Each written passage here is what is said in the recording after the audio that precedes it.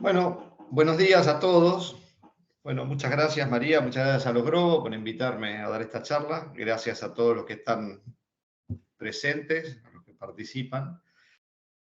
Vamos a empezar un poco viendo que claramente estamos en una tendencia bajista de mercado, sobre todo para lo que es maíz y soja, tendencia que comenzó hace aproximadamente ya 2 meses.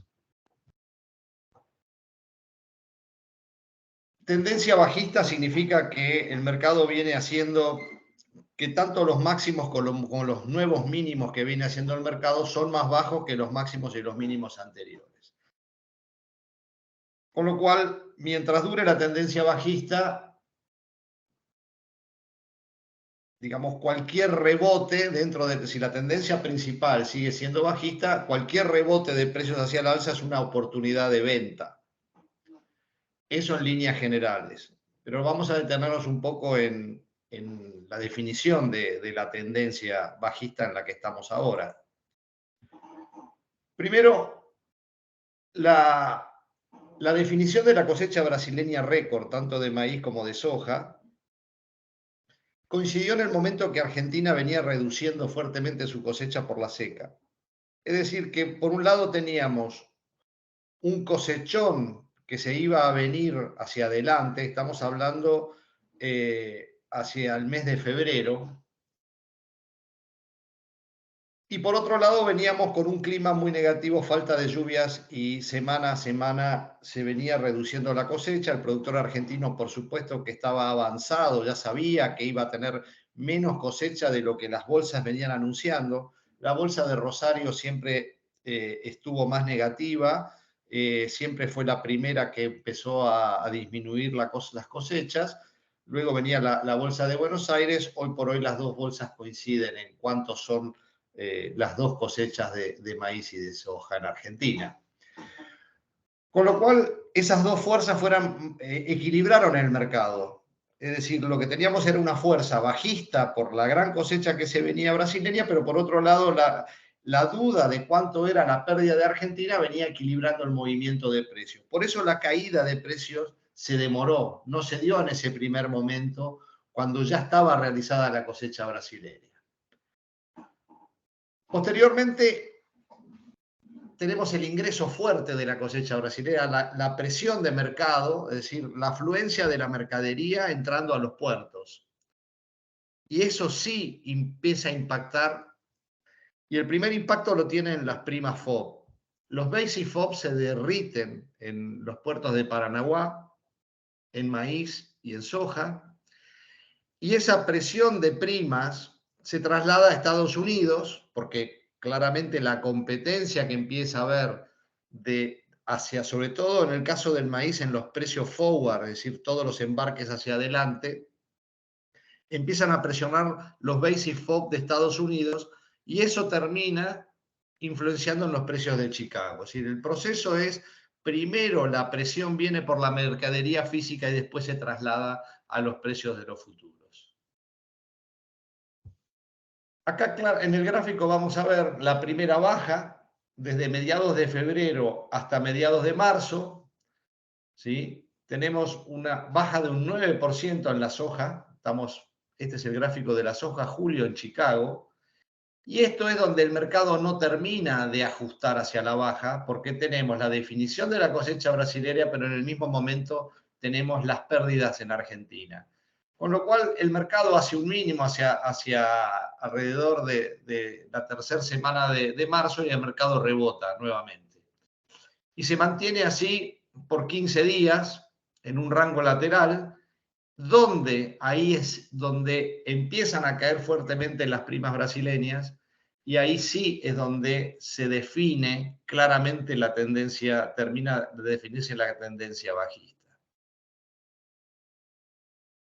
Y después tenemos el reporte de Luzda de mediados de mayo, que es, digamos, la que termina de definir y cambia la pendiente de baja, se acelera la baja por un reporte que es bajista, tanto para maíz como para soja, por una recomposición de stock mayor a la que el mercado esperaba para el 2024.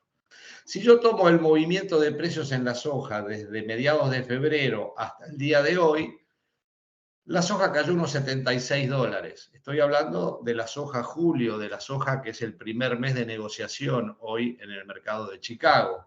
Si yo me voy para ver lo que pasa con el mes de noviembre, que es la cosecha nueva de Estados Unidos, los precios van a ser inferiores a esto y la pérdida va a ser mayor.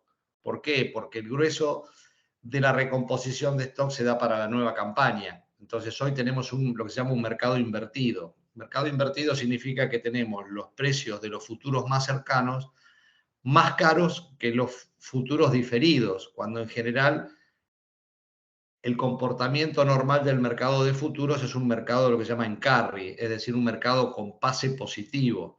Es decir, el productor, para que me guarde la mercadería, mínimamente le tengo que pagar el costo de almacenaje más el costo financiero. Por eso es que cada mes diferido vale más o debería valer más en los mercados de futuros, pero cuando hay escasez de mercadería ocurre esto. ¿Cuál es digamos, el razonamiento económico de esto? Es, hoy falta mercadería, mañana va a haber porque viene la nueva cosecha, con lo cual hoy tiene que valer más, el futuro más cercano tiene que valer más que el futuro lejano. Esto es en los momentos donde hay escasez con stock bajos. En el caso del maíz, estamos hablando de que es 3/4 de lo mismo. El maíz también empieza con una caída.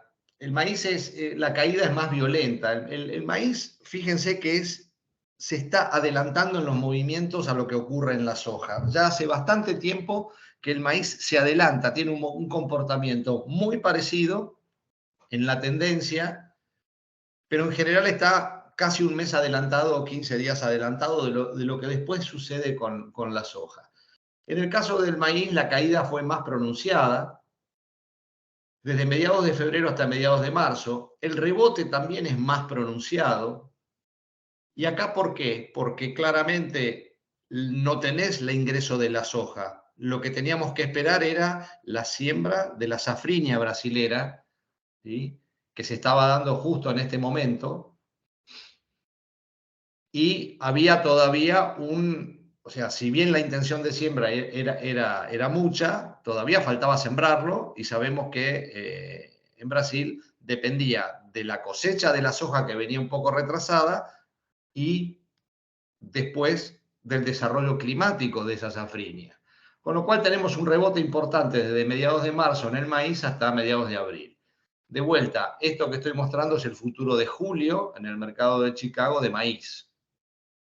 A partir de mediados de abril el mercado tiene una caída muy fuerte, fíjense la pendiente de caída que tiene, hasta el reporte de USDA del 12 de mayo, fue el 12 de mayo, que de vuelta ahí se acelera bruscamente la caída, justamente por un reporte bastante bajista respecto del cuadro de oferta-demanda de maíz en Estados Unidos para la campaña 23-24.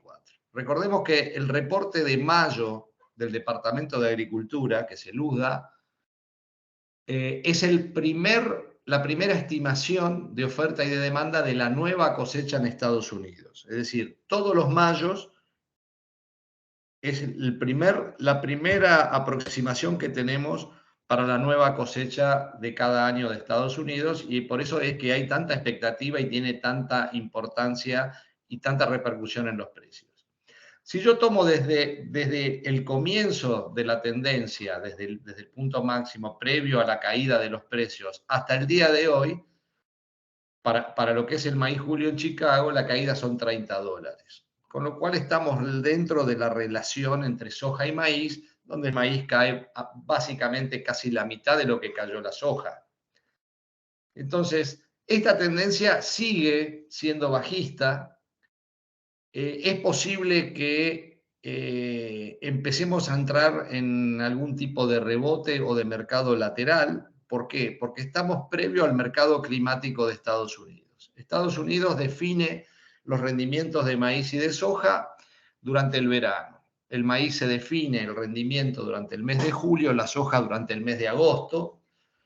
Hoy por hoy hay varios sectores que están con humedad por debajo de los promedios, digamos, históricos, es decir, no han tenido abundantes lluvias, sobre todo en la parte del oeste, y los últimos pronósticos hablan de un junio donde no va a haber grandes lluvias. Entonces, tengo la sensación de que el mercado puede entrar en algún tipo, después de tanta baja, en algún tipo de rebote, pero dentro eso no implica que se haya roto la tendencia. Para romper esta tendencia bajista realmente tiene que haber un problema de cierta importancia climática en Estados Unidos que me empiece a pronosticar una reducción de producción en Estados Unidos, tanto de maíz como de soja.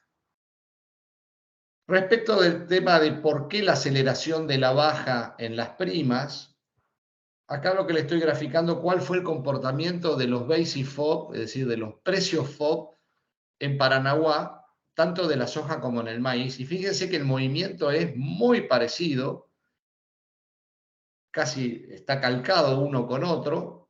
Inclusive la caída de las primas en valores absolutos son muy parecidas.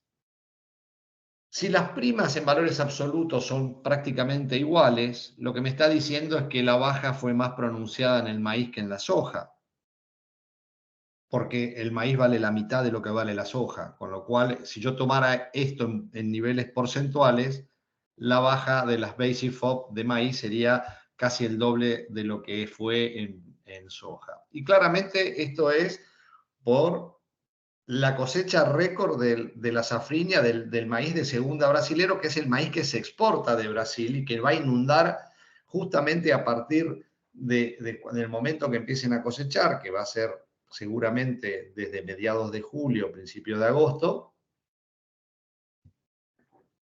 Y eso es lo que está anticipando el mercado.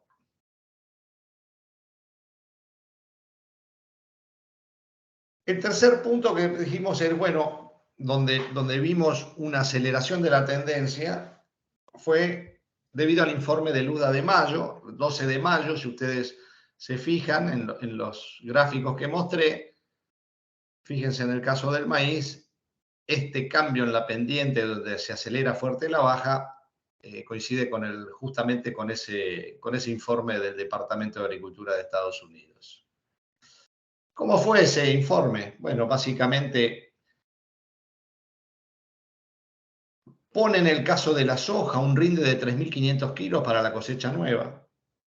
El año pasado, cuando hace el mismo informe en mayo del 2022 para la campaña 22-23, el número que puso Luda fue de 3.460 kilos. ¿Cuál fue el número que terminó siendo? 3.330 kilos. Tuvimos toda la parte del oeste del cinturón sojero maicero digamos, con algún grado de sequía y eso disminuyó los rindes.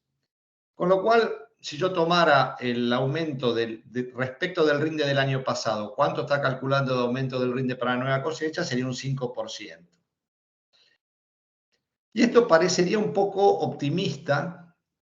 La producción, fíjense que subiría alrededor de 6 millones de toneladas. Ahora, acá hay un tema importante. El área es tan grande, porque estamos hablando de un área a cosechar de 35 millones de hectáreas, que cualquier pequeño movimiento en el rinde, es decir, cualquier número que variemos apenas el rinde, va a tener un impacto fuerte. ¿Por qué? Porque los stocks son muy bajos. Es decir, acá un movimiento de 2, 3 millones de toneladas tiene un impacto muy fuerte. Justamente porque estamos hablando de stock bajos. Venimos de una relación stock-consumo debajo o cercana al 5%, que es donde se encienden las luces rojas de los precios en Estados Unidos. Esto es stock bajísimos para Estados Unidos. Con lo cual acá lo que me está proyectando el UDA es que prácticamente duplicamos los stocks, ¿sí?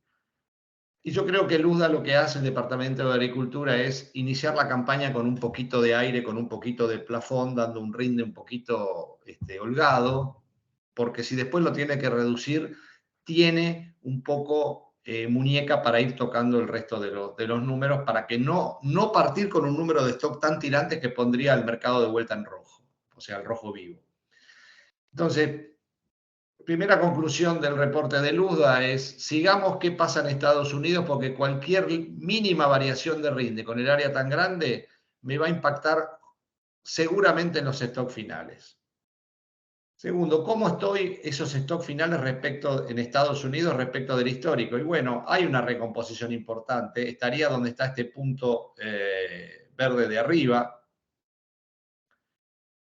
Si yo hago una regresión respecto de, para esta relación stock-consumo, ¿cuáles serían los precios que debería haber en esta época del año para una soja nueva en Estados Unidos, que es el futuro de noviembre en Chicago? Esa regresión lineal histórica me daría que el precio estaba en línea al momento del informe de Luzda. Es decir, que los $450 que valía la soja en ese momento, en el 12 de mayo, para esa relación stock-consumo estaba bien. Simplemente es para ver si esto me daría una idea en términos relativos si puedo estar caro o puedo estar barato en un mercado con una relación stock-consumo proyectada para, digamos, la nueva proyección que tiene Luzda para la campaña nueva.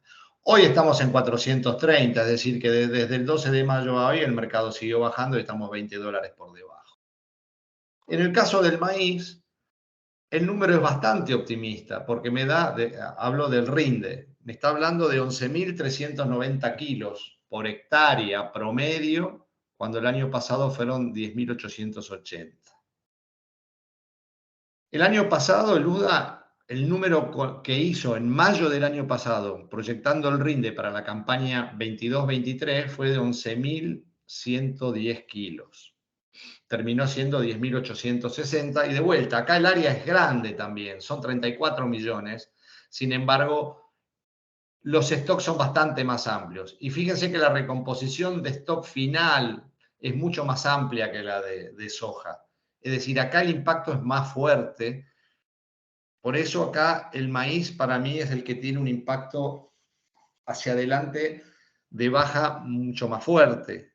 No solamente que tenemos un crecimiento muy importante de los stocks finales en Estados Unidos, sino que tenemos una competencia por el lado de Brasil que va a ser enorme.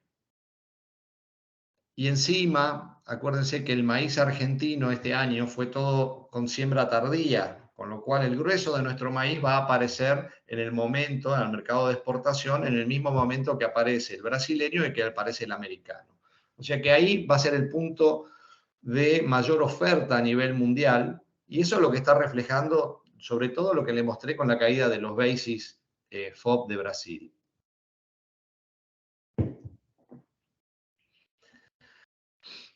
Otro número importante, que Luzda lo que hizo fue, respecto de la campaña que está terminando, bajó sus exportaciones. ¿Por qué? Porque la demanda viene mal. La demanda de exportaciones viene mal. Con lo cual, si yo tuviera la proyección que hay de las exportaciones que debería tener Estados Unidos en la campaña actual, de ahora al cierre de la campaña que va a ser a fin de agosto, ¿sí? Deberíamos estar en la línea roja.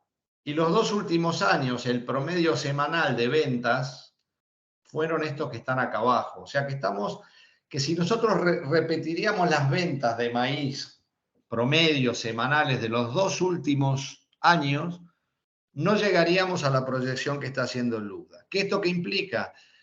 Que es muy probable que en los próximos reportes de Luzda, el Luzda esté bajando la proyección de exportaciones de la campaña que está terminando, de la campaña vieja. ¿Y eso qué implica? Implica mayores stocks finales, que son mayores stocks iniciales de la nueva campaña, con lo cual también me aumentarían los stocks finales de la nueva campaña. Con lo cual es algo a tener en cuenta para ver qué es lo que pasa y que puede impactar en los reportes de Luzda, que esto que puede hacer un impacto en los precios de Chicago. La recomposición de los stocks finales de maíz en Estados Unidos claramente es mucho más importante. Volvemos a niveles de stock finales de hace 5 años. Salimos de la zona crítica y claramente esto implica, por lo menos en los números, precios de Chicago menores a los que vimos en los 2 últimos años. Cuando vamos a los stocks finales mundiales, siempre en el caso de maíz, excluimos el caso a China. ¿Por qué excluimos China de los stocks finales? Pues los stocks finales de China no nos dicen mucho porque son stocks de reservas estratégicas, es decir, es mercadería que no sale al mercado. A nosotros lo que nos interesa para el movimiento de precios es cuál es la mercadería que se va a comercializar, es la que mueve los precios. Si yo tengo mucho más o menos stock en China, eso me puede impactar porque uno puede decir, bueno, si tienen bajos stock, los chinos van a tener que comprar más para recomponer sus stocks. Cuando están en niveles normales de stock, generalmente la manera de analizar los stocks mundiales para ver si son bajos o altos es quitar los stocks de China. Y hay una recuperación a nivel mundial, pero fíjense que es bastante más leve de lo de Estados Unidos. O sea, el mundo recompone stock, pero tampoco es que estamos de vuelta como hace 6, 7 años atrás, niveles mucho más holgados, ¿no es cierto? Estamos recuperando, pero tampoco es que estamos en niveles muy altos. Y cuando voy al precio y hago de vuelta una regresión lineal respecto de lo que es la historia, es decir, la regresión es básicamente tomar la relación stock-consumo que informa el USDA cada mayo y lo comparo contra el precio que había en mayo en esa fecha. O sea, estoy hablando de el precio del maíz diciembre, que es el maíz de la nueva cosecha de Estados Unidos. Eso, si yo tomo todos los puntos y hago una regresión lineal, me daría esta recta que está acá. Y a mí me da que esa recta para esta relación stock-consumo me daría un valor de 450 puntos en Chicago y en el momento que salió el reporte de Luda estaba en 509. Es decir, ¿qué me está diciendo? Y bueno, el maíz, respecto de esto, si los stocks van a ser estos al final de la campaña, el maíz en Chicago está caro. Es un poco la sensación que a uno le da cuando uno compara los precios relativos, sobre todo con el trigo. ¿Qué pasa con Brasil y sus exportaciones? Bueno, lo primero que estamos viendo es que durante enero, febrero, marzo fueron récord las exportaciones brasileras respecto del histórico. Es esta línea naranja que vemos acá. ¿Y qué es lo que pasó durante el año pasado hasta fin de año diciembre? Que es esta línea roja. Las exportaciones fueron enormes de Brasil. ¿Qué significa esto? Que Brasil exportó mucho de maíz el año pasado. China compró mucho, acumuló stocks. ¿Y qué es lo que está haciendo China ahora? Claramente está cancelando las compras que tiene pendientes en Estados Unidos. En el último tiempo canceló más de 600.000 toneladas de compras que tenía en Estados Unidos. ¿Por qué? Porque estaba con stocks. Hacia adelante le viene la safrinha brasilera con un cosechón, con una oferta de maíz muy barata. Entonces está cancelando las compras que tiene en Estados Unidos para abastecerse barato en Brasil con el ingreso de la safrinha. Y esto también está impactando en los precios fuertemente. Es decir, cada semana que hay cancelaciones de precio, al cancelar los precios son menores exportaciones, son mayores stocks finales y eso es lo que está impactando en los precios. Hasta ahora hablamos todo por el lado de la oferta. Y la pregunta es, bueno, ¿qué pasa por el lado de la demanda? Bueno, la demanda de soja en general no es mala. China viene comprando bien, las importaciones chinas, tanto de soja como de maíz, son buenas.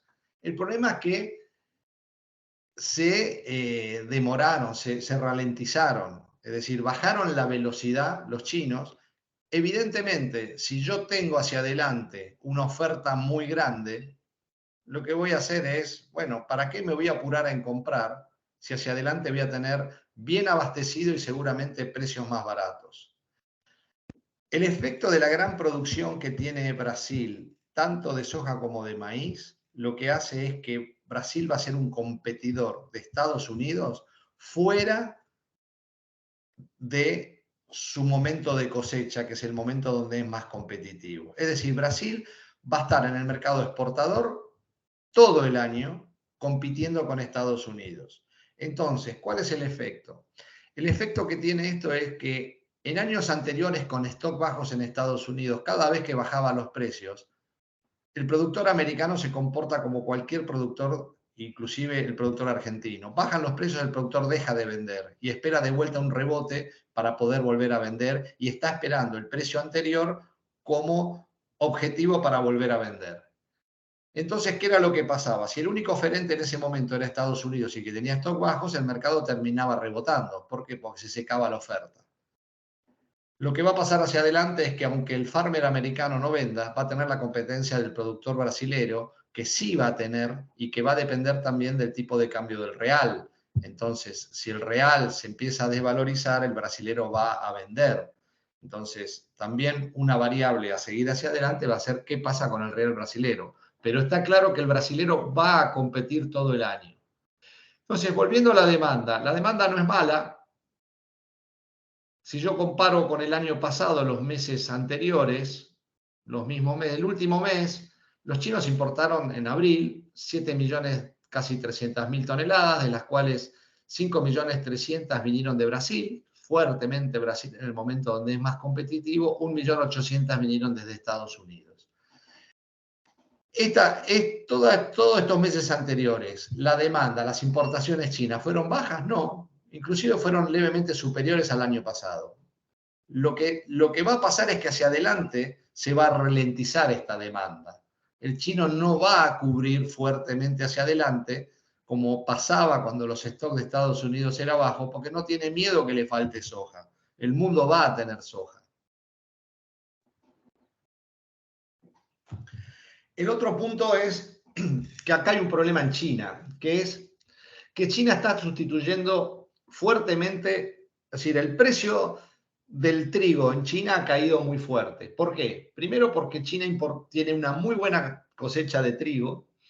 Ahora, bueno, esa cosecha tuvo una muy buena cosecha y la cosecha que va a ingresar ahora está habiendo muchas lluvias. Hay que ver qué es lo que pasa. Están hablando de que puede haber entre 20 y 30 millones de toneladas con problemas de calidad en China, producto de estas lluvias que se están dando y pronósticos de lluvias que va a haber para los próximos días.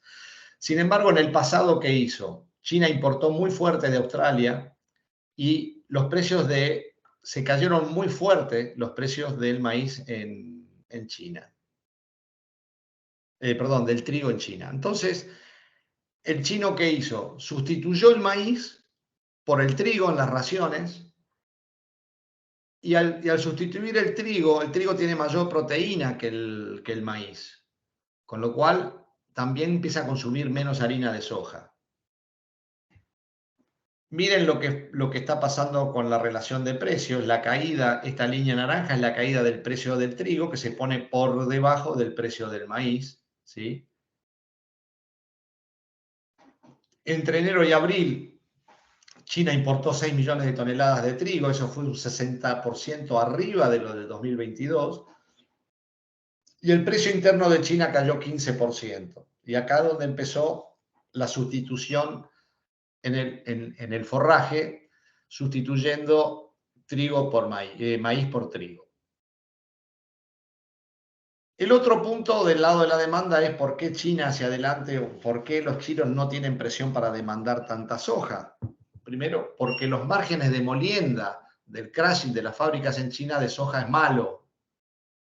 Este es el margen de molienda. Estamos más de 200 y pico de yuanes por debajo de pérdida por tonelada molida. ¿Sí? Esto, un mes atrás, fíjense que estábamos en 400 yuanes positivos, entre 300 y 400 yuanes positivos. Cada línea es sobre un punto, ¿cómo se llama? Sobre fábricas de distintas ciudades, ¿no? En zonas de consumo. Claramente hoy estamos en todos los lugares con un margen negativo. Entonces tampoco hay mucho estímulo para que los chinos estén comprando soja si por cada tonelada que van a moler van a tener pérdida. El otro punto es que los productores de cerdo también están con márgenes negativos. ¿Y por qué es importante? Porque justamente los cerdos son los que mayor harina de soja demandan, ¿sí? O sea, el grueso de la demanda de harina de soja para forraje proviene de la producción de cerdos. Entonces, cuando los márgenes son malos, generalmente lo que hacen, tratan de disminuir justamente el costo más alto de las raciones, que proviene de la proteína y de la proteína de soja.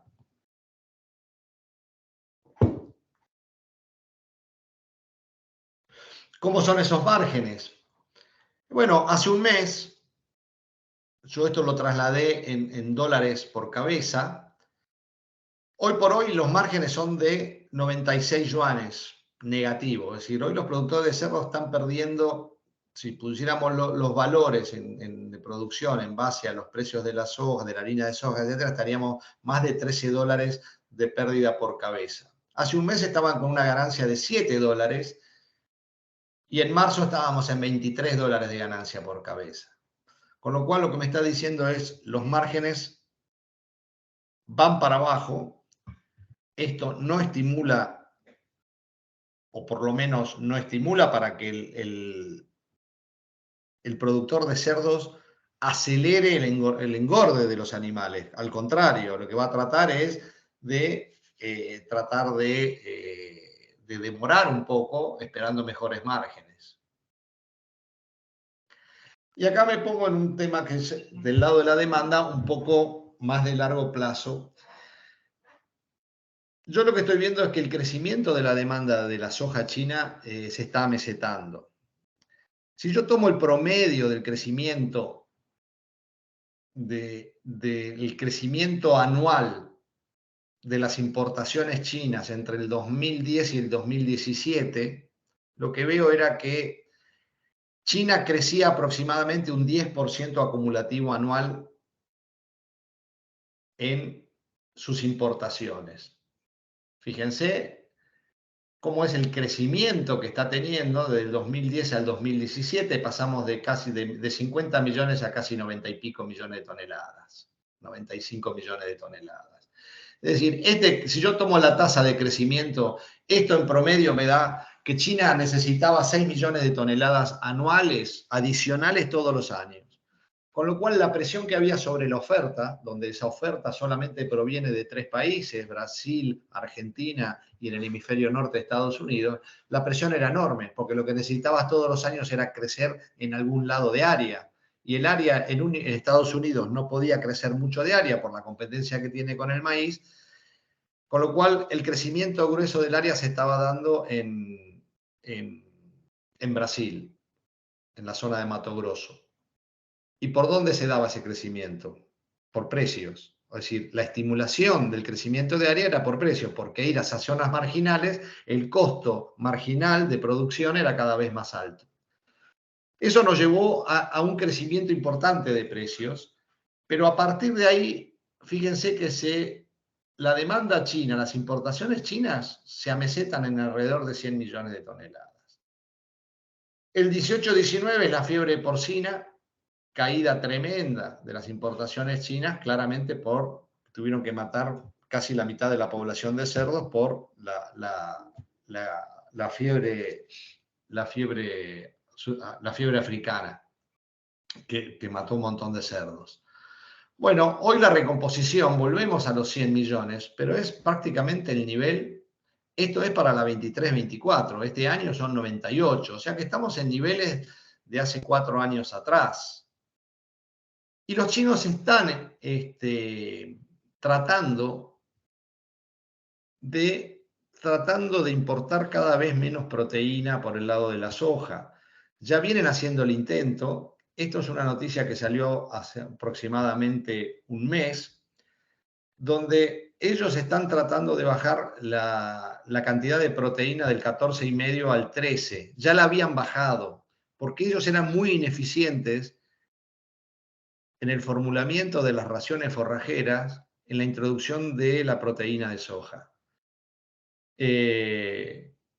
Entonces, esta política, más o menos lo que hace pensar es que esto en el mediano plazo puede reducir aproximadamente 4 millones la importación de soja. Es decir, ¿por qué? Porque se reduciría 3 millones el consumo de harina de soja. Entonces, claramente ya no tenemos esa presión donde decíamos, bueno, a la baja de precios me va a aparecer China porque China necesita cada vez más soja.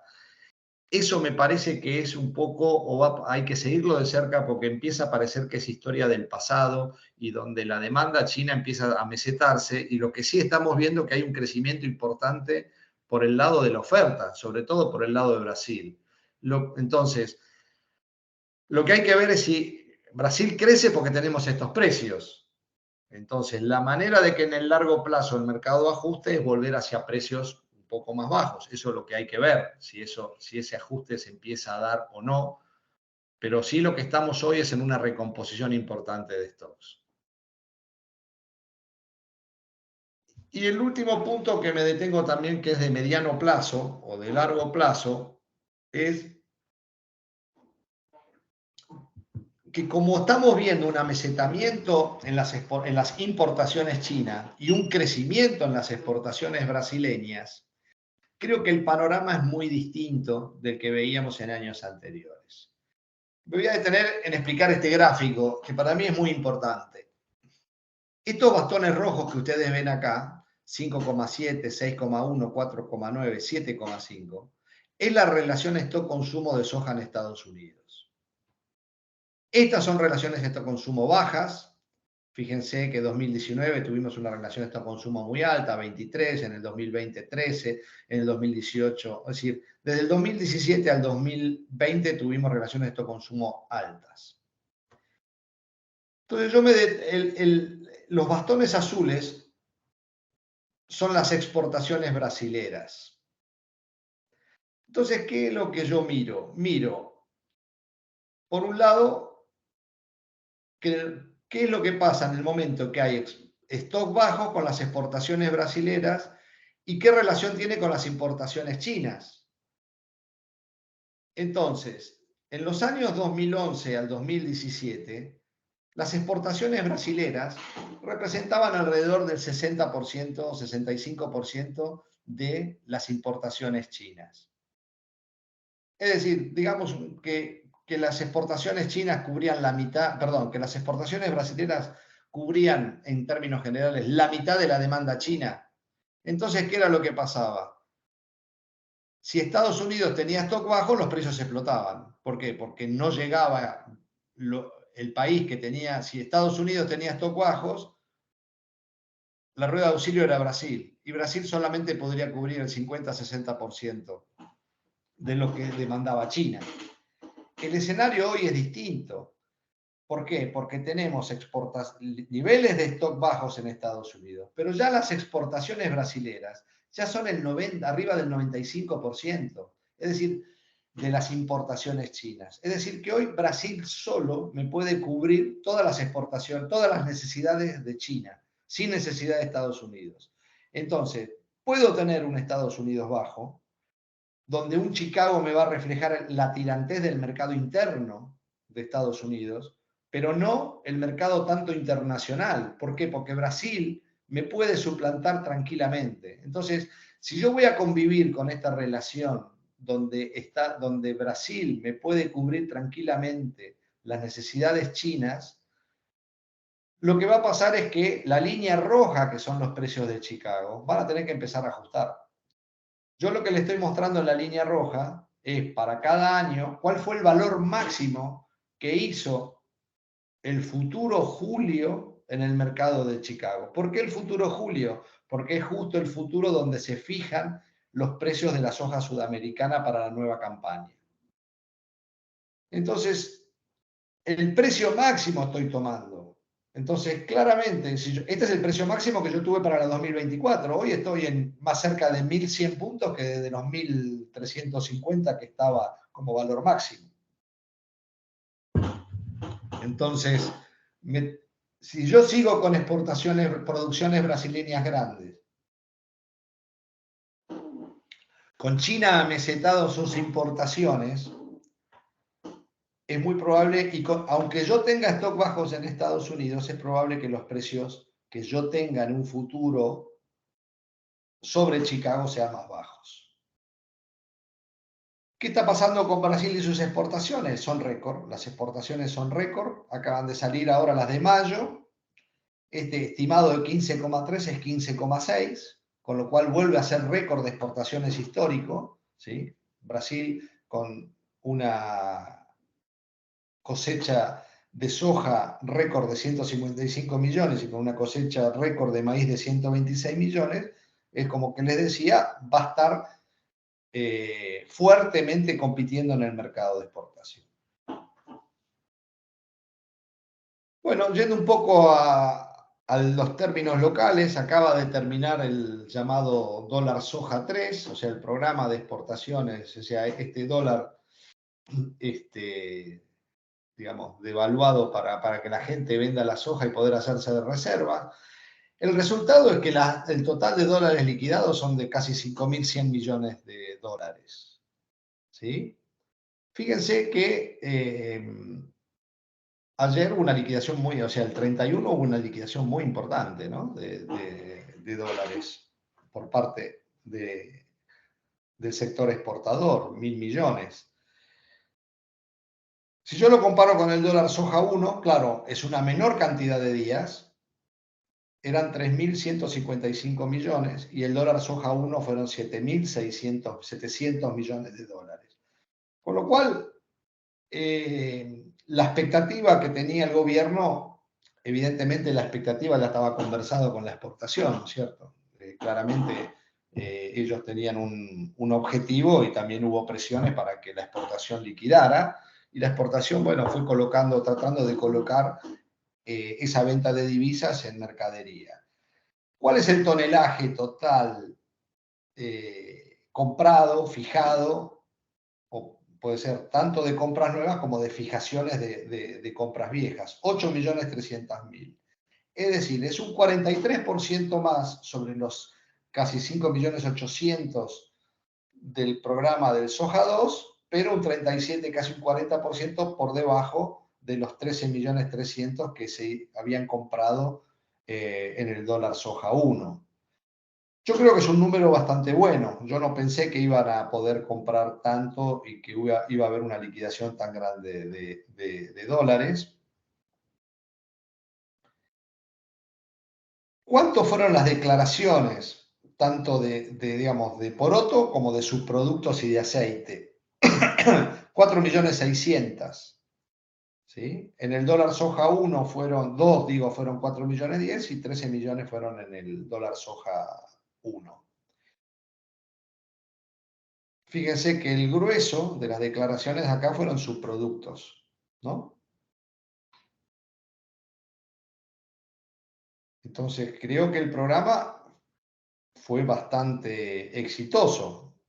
O sea, yo no pensé que iban a liquidar tanta y que iba a haber tanta venta. Si bien era cosecha, el productor, sobre todo teniendo un precio de soja hacia adelante alto y con un mercado de futuros del dólar con una expectativa de evaluación tan alta que me daba valores casi 60-70% en pesos arriba del valor de liquidación actual. Pero bueno, evidentemente había una necesidad financiera importante y el productor aprovechó para venderla. ¿Qué pasó con el programa de exportación, digamos, el programa de incremento exportador para los otros productos que fue posterior, digamos, cuando metieron la cebada forrajera, el girasol y el sorgo? Bueno, en general no fue tan exitoso. Fíjense que en lo que es cebada forrajera, desde que se inició el programa, fueron casi 700.000 toneladas vendidas. Declaraciones de venta se hicieron casi 1.900.000 toneladas de cebada forrajera.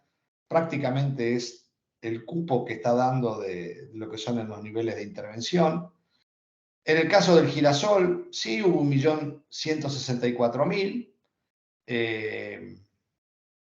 Ahí hubo bastante venta de girasol, de los cuales, fíjense que de ese 1.164.000 se declararon ventas de exportación, 600.000 toneladas de aceite, 600.000 toneladas de pellets de girasol y apenas 50.000 toneladas de semilla. Es decir, lo que se está exportando de girasol claramente es el producto de la molienda, ¿no es cierto? Aceite y harina de girasol. Las exportaciones de semilla prácticamente son nulas desde hace varios años. Y en el caso del sorgo fue mínima. Apenas se hicieron 370.000 toneladas sobre el nivel de intervención que fijó el máximo permitido de exportación. Apenas estamos en un 40% del cupo, con lo cual el grueso de los dólares provinieron claramente de la soja. Esto ayudó, pero no fue determinante en aumentar las reservas del Banco Central.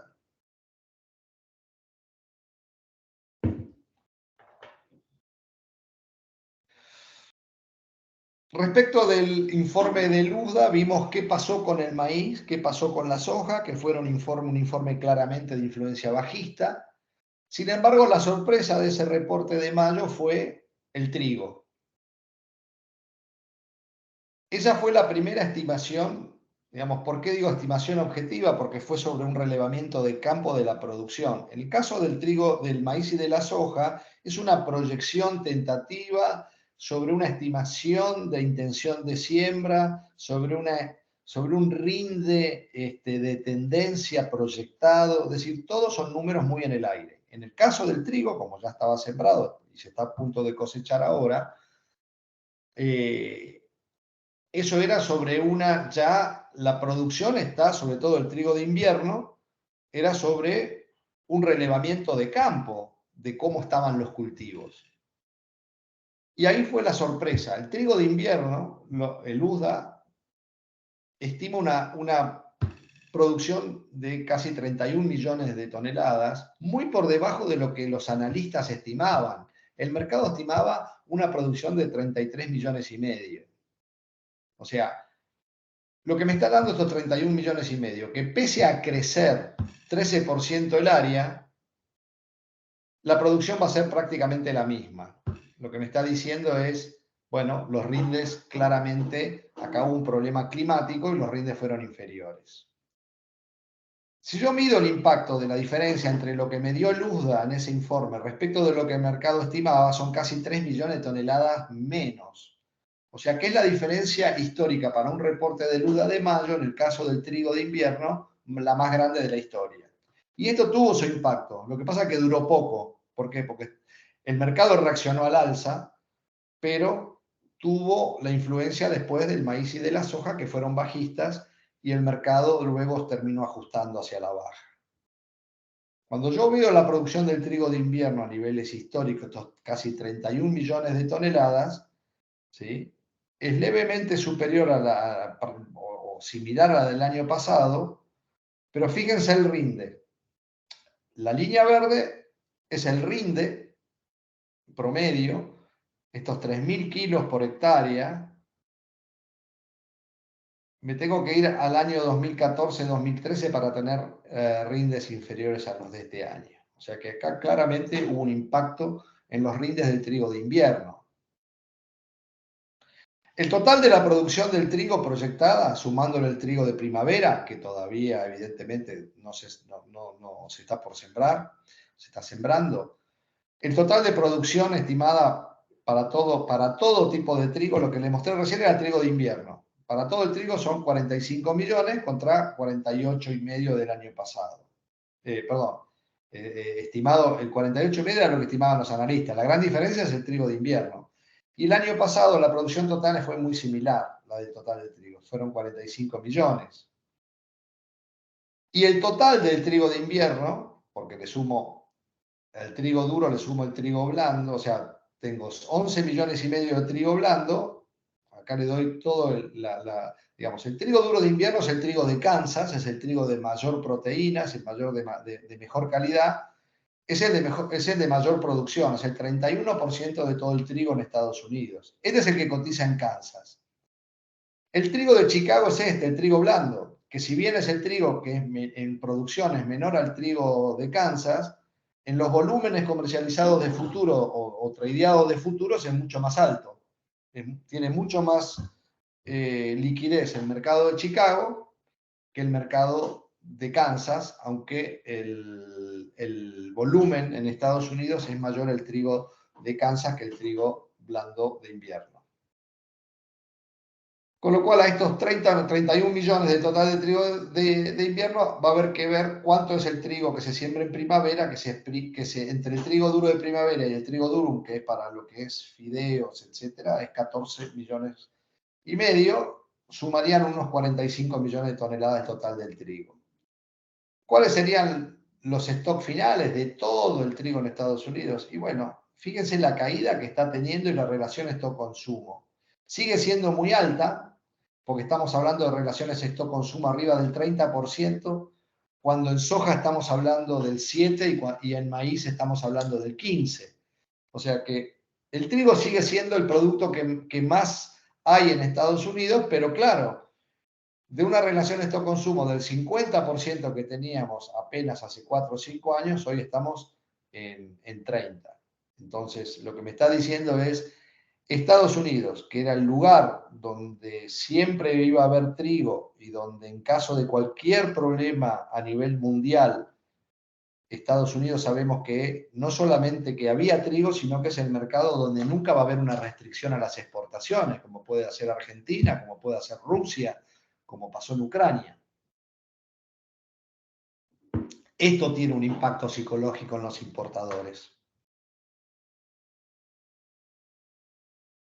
¿Dónde se dio la pérdida más grande? Bueno, en el área a cosechar del trigo duro, sobre todo en el Hard Red Winter, que es el trigo de Kansas, apenas el área cosechable fue 67% de los sembrados. O sea, acá hubo mucha pérdida de área del trigo duro de invierno.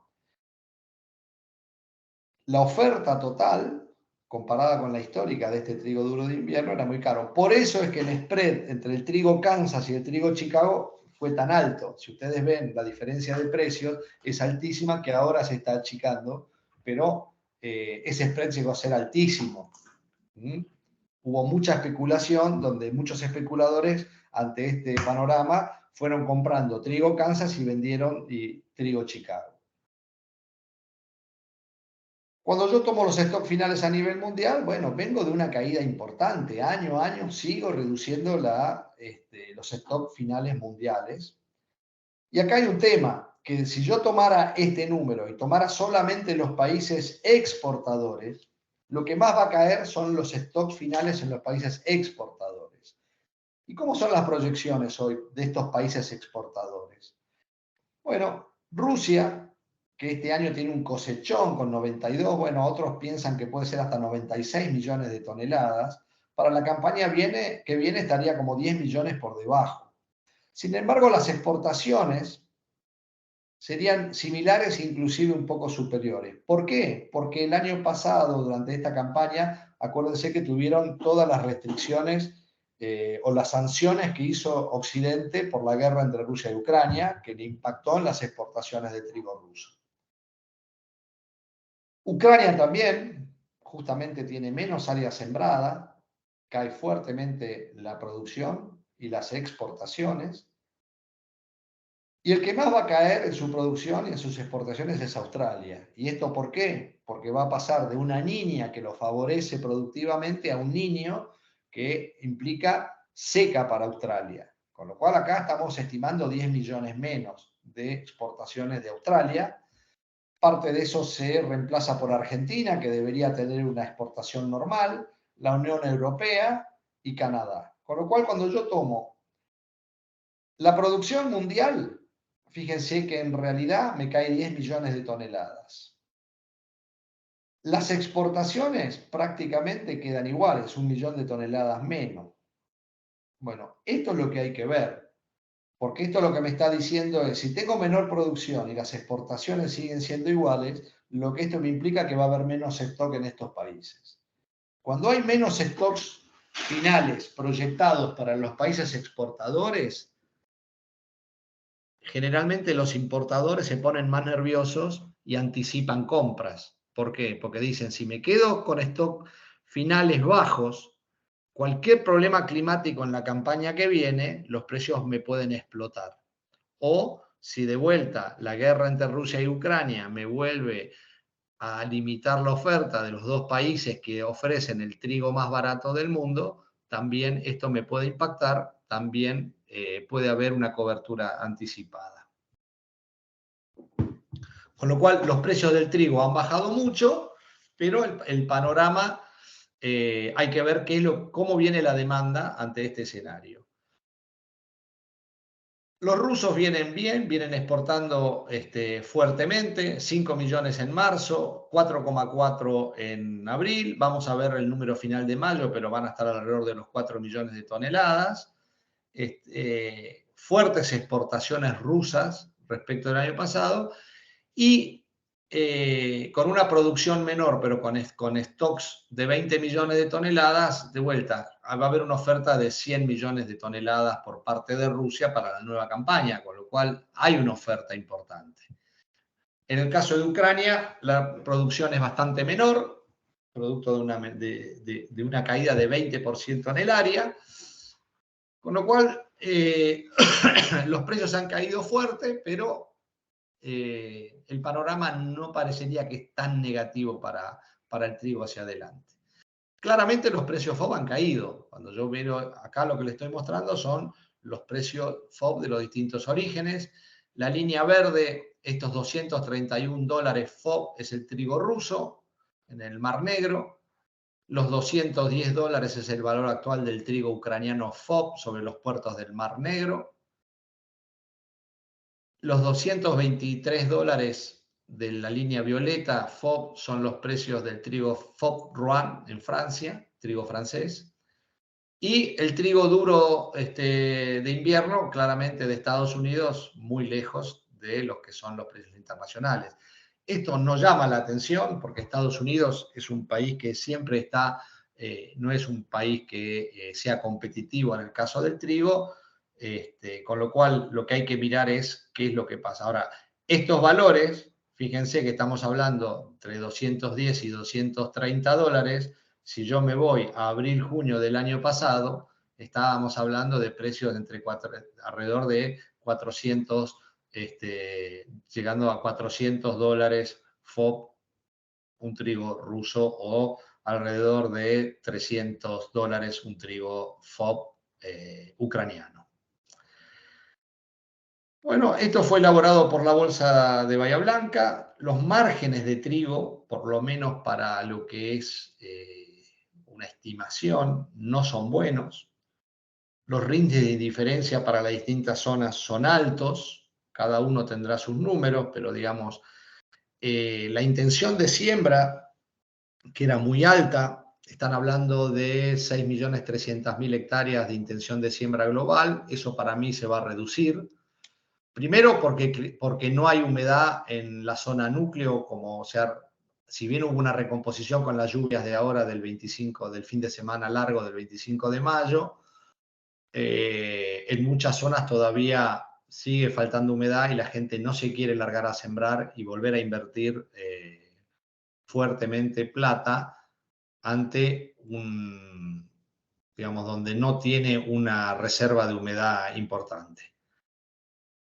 La intención de siembra claramente es muy alta porque la gente, después del fracaso de la cosecha gruesa, todo el mundo va a querer tener financieramente ingresos hacia fines de año, pero dos factores. Uno, la limitante de lo que es la humedad de los suelos, y el segundo es que tampoco por el lado de los márgenes es muy tentador hacer cosecha fina, ¿no? Los rindes de indiferencia parecen bastante altos, y en el caso de la cebada, una situación bastante similar, ¿no? Estamos hablando de márgenes sin arrendamiento de $214 para la zona más productiva, la zona centro entre 160 y $130 y la zona sur $91. Si yo le meto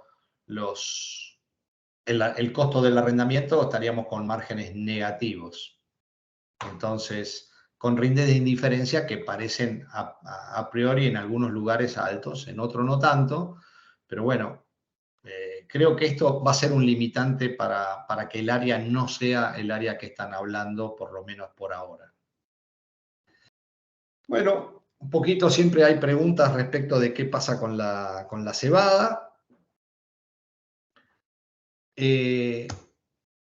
En general, el panorama de la cebada es, hay tres importadores grandes, Arabia Saudita, China e Irán. Entre los tres suman más del 50% de las importaciones mundiales de cebada. Arabia Saudita claramente importa una cebada forrajera, ¿sí? Y claramente lo que es demanda para forraje depende mucho del valor relativo con las competencias de los forrajeros, como pueden ser el maíz y el trigo.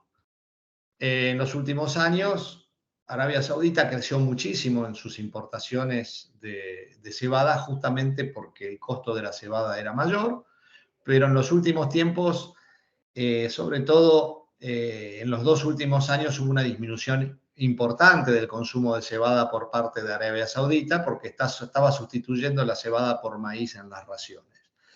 Yo creo que esto con los valores actuales no debería ser así, porque el maíz para mí está caro respecto de los valores. No solamente lo que está pasando en China, que el valor del trigo está por debajo, sino que en muchos lugares el trigo se está metiendo en las raciones porque tiene un costo inferior. Después de la fuerte caída que ha tenido el trigo, eh, se está utilizando mucho más trigo y cebada en las raciones. Con lo cual es un tema a seguir de cerca, porque Arabia fue, en el caso nuestro, uno de los grandes impulsores de la demanda de cebada forrajera y en los últimos años estaba mucho más tranquila. El otro gran importador es China. Y el tema del boom que tuvimos de demanda de cebada, el caso de Austral, de Arabia Saudita, lo acabo de explicar. En el caso de China, el impacto fue justamente por una pelea que tuvo Australia con China. Australia, digamos, lo acusó a China de propagar, de que fue el propagador del virus del COVID. Los chinos se enojaron y pusieron medidas arancelarias, generaron un reclamo en la Organización Mundial de Comercio y suspendió las importaciones. Australia era el principal exportador de cebada a China, básicamente por un tema de cercanía y por un tema de producción. Los chinos suspendieron las compras, con lo cual se vinieron y vieron, Argentina tuvo una gran oportunidad y en los últimos años las ventas a China fueron muy importantes.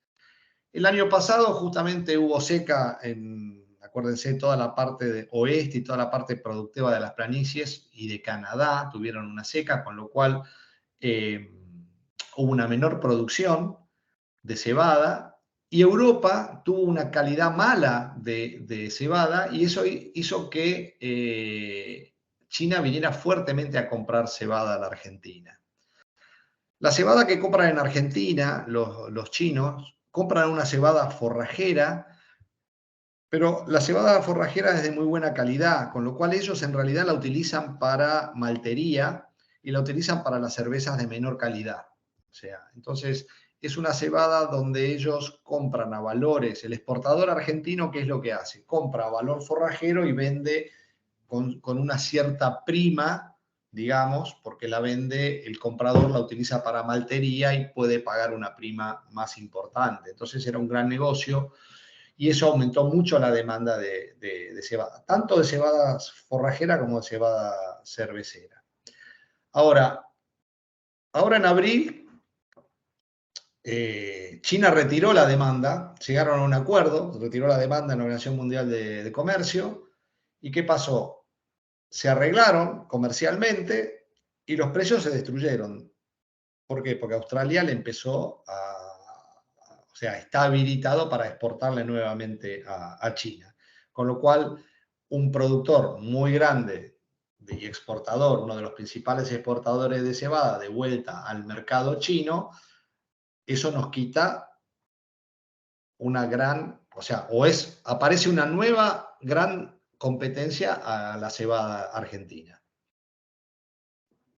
El punto positivo es que esta oportunidad que nos dio Australia y las necesidades de Arabia Saudita, lo que hicieron que en los últimos años se armó un mercado de exportación de cebada argentino que no existía.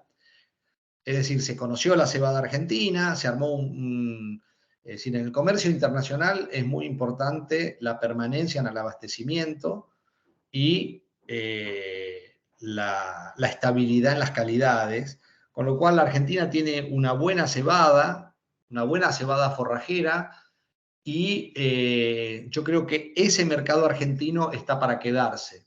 Tendremos mayor competencia, pero la importancia es que hemos creado, o sea, Argentina hoy es un origen de exportación interesante para los países que demandan.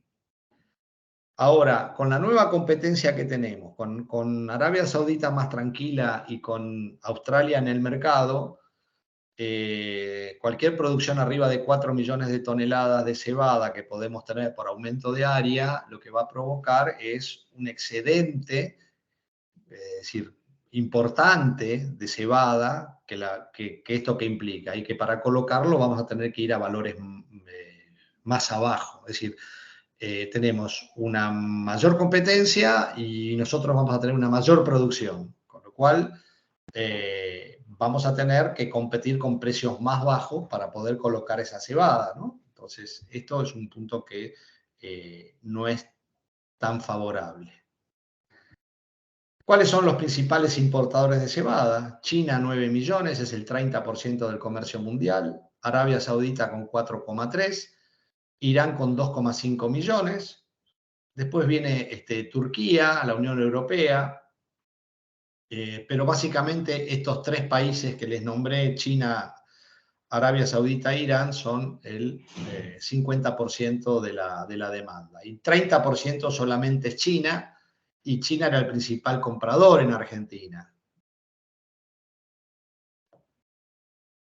¿Cuáles son los principales exportadores por el lado de los vendedores? Y bueno, Australia es el principal, con 8 millones de toneladas. La Unión Europea con 6, Rusia con 5, ¿sí? Luego lo siguen Canadá y Argentina. Con lo cual acá vamos a tener una competencia bastante importante. Habrá que ver Australia con el tema niño, realmente cuál es la reducción que tiene por clima, por seca en su producción, cómo le impacta el niño, pero creo que vamos a tener una competencia importante en lo que es cebada. Y por último, un poco para los que siempre está el tema del girasol, qué va a pasar con el girasol. Bueno, el girasol, para analizar lo que es girasol, tenemos que ver siempre qué pasa con los aceites. Los aceites son sustitutos uno de otro muy fácil sustituibles. Yo diría que es de los productos los que más sustitución tienen y donde la relación de precios impacta mucho. ¿Qué es lo que ha pasado en los últimos años? Bueno, claramente ha crecido la producción del aceite de palma. Esta es la producción de aceite de palma entre octubre y febrero de cada año. Con lo cual hemos tenido una oferta importante de los aceites, del aceite de palma. Los países importadores se volcaron masivamente y eso hizo subir los precios del aceite muy fuertemente, los precios del aceite de palma.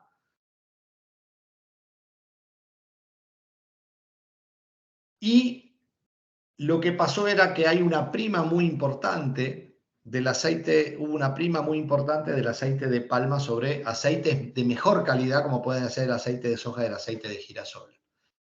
¿Esto qué es lo que hizo? Que empezó a cambiar, está cambiando la compra de los países importadores. El primer impacto donde hay que mirar es India. India es el mayor consumidor de aceites y este cambio que está habiendo en las primas, ahora voy a mostrar cómo evolucionaron las primas de los aceites, es decir, los valores relativos entre los aceites, lo que está haciendo es que la India está cancelando embarques de aceite de palma y está aumentando las importaciones de aceite de girasol. ¿Sí? Fíjense que en mayo el crecimiento que hay estimado es un 28% más de las importaciones que están en abril, y también están aumentando las importaciones de aceite de soja, que serían un 16% arriba de lo que importó en abril. Con lo cual, el aceite de palma claramente estaría recibiendo una menor demanda, una mayor demanda por parte de los aceites de mayor calidad. Y el otro punto es el impacto que puede tener el niño, en la producción, tanto de Indonesia como de Malasia. Bueno, por eso les pongo acá una información de estos recientes de la Junta de Aceite, digamos, de palma de Malasia, que ellos sí ven que podría haber una disminución de entre 1 y 3 millones de toneladas de producción, debido al efecto negativo que tendría el niño sobre las plantaciones de palma. Y lo que dicen que por lo general el impacto del clima se da entre 15 y 18 meses en la producción de aceite. Es decir, que habría un retraso en la caída de la producción de aceite. Pero otro dato importante es que no ha habido una replantación, tanto en Indonesia como en Malasia, de nuevos árboles, nuevas plantaciones, con lo cual hay mucho árbol de más de 20 años, y cuando los árboles cumplen más de 20 años, los rendimientos caen. Con lo cual, las proyecciones de rendimiento para los próximos años vienen en caída y bastante fuerte, con lo cual eso implicaría que inclusive con un clima peor desde el punto de vista del niño, tendríamos producciones con unas caídas más pronunciadas hacia el año que viene, o la nueva campaña y los próximos años. Lo que tenemos arriba les voy a dar digamos, son los valores de los aceites. La línea naranja es el valor FOB del aceite de soja en Paranaguá. El violeta es el valor del aceite FOB UpRiver. Estamos más competitivos que los brasileños. La línea verde es el valor FOB del aceite de palma. Fíjense el descuento que tiene. Hoy estamos con un descuento de $60.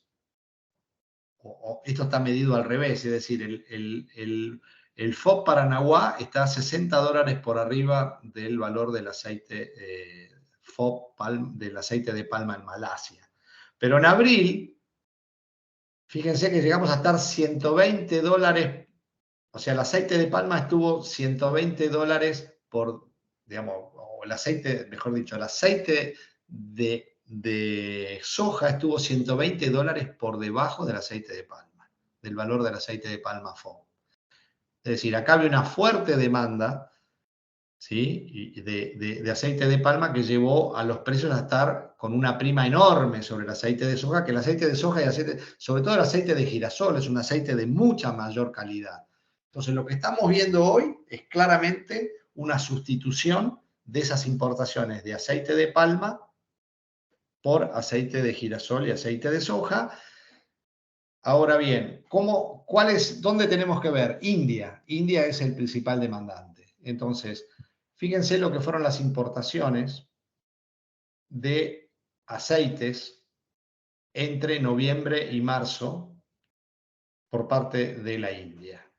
Si yo comparo este año con el año pasado, prácticamente estamos duplicando las importaciones de aceite de palma, bajando las de aceite de soja y casi las de aceite de girasol prácticamente iguales. Bueno, esto es lo que tenemos que ver, que van a empezar a crecer. Ahora, ¿cuál es el problema?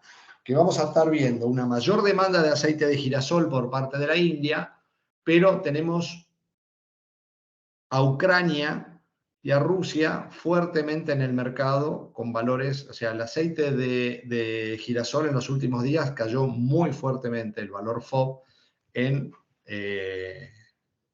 Ucrania. Entonces, por eso es que estamos viendo un mercado de girasol bastante tranquilo. Y por último, les doy el tema de los fondos, que están impactando, o sea, la baja de la soja viene también de la mano de una fuerte liquidación. Miren lo que es la liquidación. La línea negra es la posición de los fondos especulativos. En marzo estábamos con una posición de casi 140.000 contratos y hoy estamos, yo diría que con las últimas ventas ya estamos, los fondos deberían estar vendidos. Hoy va a salir el reporte de cuál es la posición de los fondos al día martes pasado y es posible que esta línea negra ya esté por debajo del cero. ¿Qué me va a decir eso? Me va a decir que los fondos especulativos ya están vendidos. Estarían vendidos en soja. Entonces, parte de toda esta baja estuvo alentado por esta liquidación enorme de fondos, ¿sí? De su posición comprada. Para que se den una idea, esta venta implica 19 millones de toneladas. Pasar de este punto a este punto son 19 millones de toneladas de soja que han liquidado los fondos especulativos en futuros en el mercado de Chicago. Y en el caso del maíz, la liquidación comenzó antes. Por eso les venía diciendo, miren un poco el maíz, que siempre el maíz se viene adelantando en su comportamiento de precio respecto de la soja, tienen un comportamiento bastante similar, pero adelantado en el tiempo. La liquidación empezó antes del maíz, empezó en febrero, y de vuelta, en febrero tenían una posición comprada de más de 200.000 contratos, y hoy están 100.000 contratos vendidos, y hay que ver qué es lo que dice la CFTC, que es la Comisión de Futuros de Estados Unidos, cuál es la posición de los fondos especulativos, que se va a salir hoy a la tarde, cuál es la posición de los fondos especulativos al día martes pasado, y compararlo con esta que fue el martes de la otra semana. Entonces, nuevamente, creo que los fondos han seguido vendiendo. Es probable que los fondos estén en este momento en medio de una recompra. Han vendido mucho y es probable que empecemos a ver una recompra. Entonces, como conclusión, creo que el mercado, estamos en una tendencia bajista, claramente, tanto de maíz como de soja. Creo que los precios han caído bastante, con una velocidad bastante rápida. La pendiente de caída ha sido muy fuerte. Tenemos por delante lo que es la definición climática del mercado de Estados Unidos. En muchas zonas de Estados Unidos las humedades de los suelos no son las ideales y los pronósticos para los primeros días de junio no es de lluvias buenas, con lo cual es probable que en las próximas semanas veamos algún tipo de rebote en los precios de Chicago. Ya lo estamos viendo en soja en los últimos días, también parte del maíz. Me parece que ese rebote puede seguir y el comportamiento posterior va a depender de los pronósticos climáticos. Es decir, vamos a empezar a entrar en la etapa a partir de mediados de junio. Prepárense a ver volatilidades mucho más altas en el mercado de Chicago. Todo el mundo pendiente nuevamente de los pronósticos de mediado a media rueda en Chicago, donde claramente cuando sucede esto lo que vemos es que el mercado abre de una manera y en el medio de la rueda cambian hacia arriba o hacia abajo dependiendo del pronóstico climático de mediodía, y luego de vuelta viendo los pronósticos del cierre a la noche. Entonces el mercado se pone en lo que se llama el weather market, donde los precios van y vienen respecto de los pronósticos inclusive en el mismo día cambiando los pronósticos, si es más seco, más húmedo. De vuelta todo el mundo mirando si es el modelo europeo o el modelo americano, cuál es el que más se está adaptando o cuál es el que está teniendo mejor predicción este año. Bueno, todo lo que ocurre todos los años. Y claramente esto va a aumentar las volatilidades y sobre todo las volatilidades de las opciones. Prepárense a ver precios de opciones en Chicago más altas y es probable que esa volatilidad, ese aumento de volatilidad también se traslade a las volatilidades de las opciones locales. Entonces, es probable que ante un weather market tengamos algún tipo de rebote. para cambiar esta tendencia bajista, tendríamos que realmente ver algún tipo de problema climático más importante en Estados Unidos, justamente porque tenemos una oferta brasileña muy grande que va a competir tanto en maíz como en soja, todo el año le va a competir a Estados Unidos y eso va a provocar que los compradores estén más tranquilos o por lo menos no haciendo coberturas en exceso como ocurrió años anteriores donde Estados Unidos tenía stock muy bajos y donde tuvimos una Sudamérica con algún problema climático. Entonces, bueno, dejo abierto el chat para las preguntas, si tienen alguna duda, algo que hay que aclarar o profundizar. Dejo abierto las preguntas. Ahí tenemos la primera pregunta, Carlos, en el chat. Tema trigo 23-24. ¿Cuál sería la demanda de Brasil hacia Argentina? Mira, la demanda de Brasil sobre Argentina yo creo que va a ser menor a lo de los últimos años. Primero porque Brasil viene creciendo en su producción. Brasil tiene un programa de crecimiento de la producción brasileña en trigo que la viene cumpliendo. Segundo, creo que vamos a tener una fuerte competencia de trigos más baratos. El trigo argentino FOB, pese a que el precio a nosotros no nos está gustando, cuando vemos los precios que nos ofrecen del trigo para diciembre 23, enero 24, no nos gusta, eso me está dando un precio FOB bastante elevado en relación a los precios de importación. Posiblemente Brasil nos dé una mano, no baje los aranceles extra Mercosur, sabiendo la necesidad de dólares que tenemos, pero vamos a tener una competencia bastante fuerte de trigos muy baratos, sobre todo del Mar Negro. Pero ahí donde está la inquietud, ¿cuál es? Es que el corredor ese, siempre de exportación, el acuerdo entre Ucrania y Rusia, siempre está en duda. Es más, hoy está habilitado, sin embargo, hay muy pocos buques que se están inspeccionando. O sea, en la letra, el corredor, las exportaciones están abiertas. Ahora, en la práctica, Rusia sigue poniéndole trabas a Ucrania para exportar, con lo cual no es una exportación fluida. Entonces, eso nos puede mejorar a nosotros los precios de exportación. Con lo cual, me parece a mí que lo que nos puede salvar, es decir, Brasil lo vamos a tener como, va a seguir siendo el mercado cautivo. Pero bueno, ¿qué pasa con el excedente? Porque si vamos a tener una buena producción de trigo, vamos a tener que colocar trigo extra Mercosur. Y ahí es donde nosotros lo veo que no vamos a ser muy competitivos. Entonces, yo creo que las exportaciones a Brasil van a seguir siendo las mismas, vamos a estar entre 5 y 6 millones de toneladas. Posiblemente, o sea, no sean los 6 y medio de otros años, estemos por debajo. Pero sí lo vamos a tener a Brasil en el mercado. Eduardo estaba levantando la manito, ya te voy a habilitar el micrófono, Eduardo. Tenemos otra pregunta. ¿Cómo juega el trigo de la India?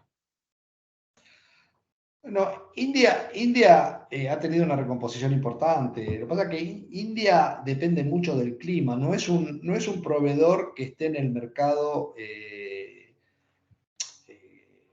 digamos, de manera permanente. La gran producción que tuvo la India fue excepcional, fue una cosa excepcional, y entonces hubo mucha competencia. Yo lo que creo es que va a depender mucho de cómo le viene, sobre todo el tema del monzón en la India. Entonces, India no es un proveedor habitual, no es un exportador, es más, era un importador de trigo. ¿Sí? Entonces, de eso va a depender mucho, mucho del clima. Yo no lo veo como un factor muy importante, por lo menos para el año que viene.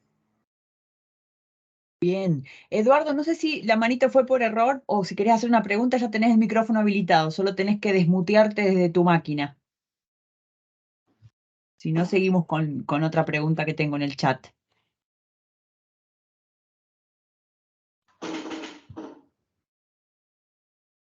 Bueno, no sé si Eduardo está escuchando. Te leo la de Martín, Carlos. Oferta de harina de soja para el mercado interno hasta nueva cosecha, niveles de precio. ¿Qué nos puedes contar de eso? No, digamos, la oferta de harina de soja para el mercado interno, o sea, no. eh, lo importante es la harina de soja de exportación. O sea, el grueso de la harina se exporta. El mercado interno es un mercado muy chico y evidentemente las fábricas lo que hacen es, digamos, si el mercado interno no tiene un valor inferior, te lo exportan todo. Lo que miran es el valor internacional. Para ver el precio interno hay que mirar el precio de exportación. ¿Cuál es el precio de exportación? Yo no, niveles de precio no te sabría decir qué niveles de precio va a tener la harina de soja internamente. Creo que va a depender de cómo se desarrollen los niveles de precio del precio FOB de exportación, ¿no es cierto? Y eso traducido al valor interno.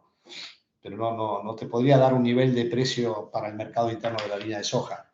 Se refiere a la disponibilidad por la baja de la cosecha. Sí, respecto de lo que es la oferta no va a haber problema, del abastecimiento no va a haber problema. O sea, Argentina va a importar alrededor de 10 millones de toneladas de soja de Paraguay, de Brasil y algo de Uruguay. Por eso va a venir seguramente de Brasil. De hecho, las importaciones fueron bastante grandes hasta ahora. Evidentemente las fábricas están trabajando con una capacidad ociosa muy alta y yo creo que los márgenes no son nada buenos de molienda. Por eso va a ser la puja de las fábricas para tratar de pagar lo menos posible la soja. Y bueno, por el otro lado va a tener al productor que no la quiere vender. No la quiere vender porque va a ser un refugio de valor, sobre todo con la inestabilidad política de cara a las elecciones y todo lo que puede pasar con el dólar. Ahora, yo no creo que el mercado que va a estar desabastecido. No, yo creo que el mercado va a estar abastecido. Lo que va a regular es, creo, cuán competitivo va a ser Argentina en los valores FOB. ¿Por qué? Porque va a tener una competencia muy importante de Brasil y de Estados Unidos en lo que es harina de soja. Argentina es el principal exportador de harina, ¿no? Hasta ahora era más del 40% del comercio mundial de harina de soja. Eso este año se va a reducir notablemente. Pero no veo que haya un problema de abastecimiento, aunque la cosecha sea chica. ¿Por qué? Porque va a haber mucha soja, ya te digo, algunos hablan hasta 10 millones y medio, 11 millones de toneladas de importaciones de soja del Mercosur. Yo creo que va a ser un poco menos, pero con eso va a suplantar el faltante de soja que hay interno. Bien. Carlos, vos mencionaste una caída en la futura producción de aceite de palma de Indonesia y de Malasia. ¿Cuándo estimás, en este sentido, que los precios de girasol podrían tomar un sendero alcista?